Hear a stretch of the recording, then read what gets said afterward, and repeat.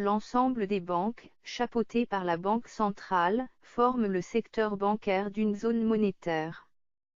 On distingue ainsi différents types de banques selon leur rôle.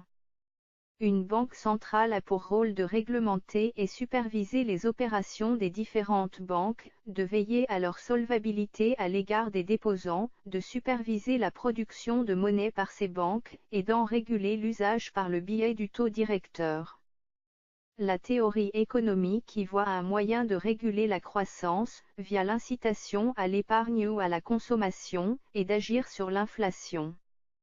Les banques de dépôt, en anglais, commercial banks, travaillent essentiellement avec leurs clients, particuliers, professionnels et entreprises, reçoivent des dépôts, accordent des prêts et sont traditionnellement séparées entre la banque de détail, en anglais, retail banking, destinée aux particuliers, aux petites et moyennes entreprises, et la banque d'affaires, en anglais, wholesale banking, destinée aux moyennes et grandes entreprises.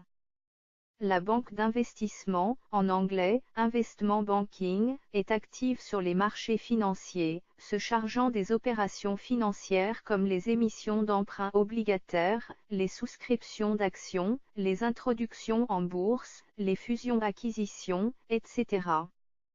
De plus en plus, les banques de détail et d'investissement sont de simples filiales de groupes diversifiés qui intègrent parfois l'assurance, la gestion de fonds de placement ou d'autres activités financières.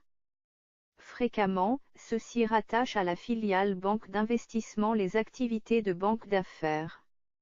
Aux États-Unis, le Banking Act de 1933, plus connu sous le nom de Glass-Steagall Act, a imposé une stricte séparation entre les activités de banque de détail, qui reçoit les dépôts et qui effectue des prêts, et de banque d'investissement, qui réalise des opérations sur titres et valeurs mobilières.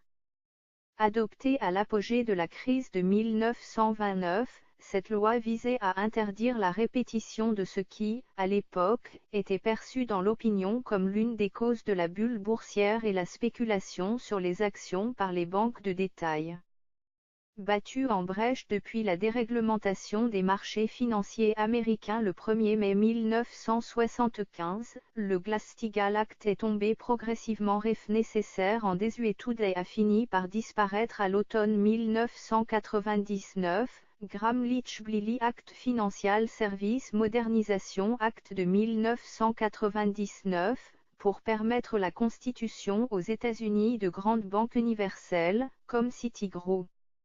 Il existe des banques spécialisées dans un segment d'activité spécifique, souvent issues d'une ancienne réglementation ou, en France, de la distribution dans le passé de certains prêts bonifiés, banques spécialistes du crédit à la consommation, ou au contraire, banques spécialisées dans la gestion de fortune ou gestion de patrimoine, banques spécialisées dans le crédit immobilier, banques spécialisées dans le crédit bail aux entreprises, banques spécialisées dans le financement d'une activité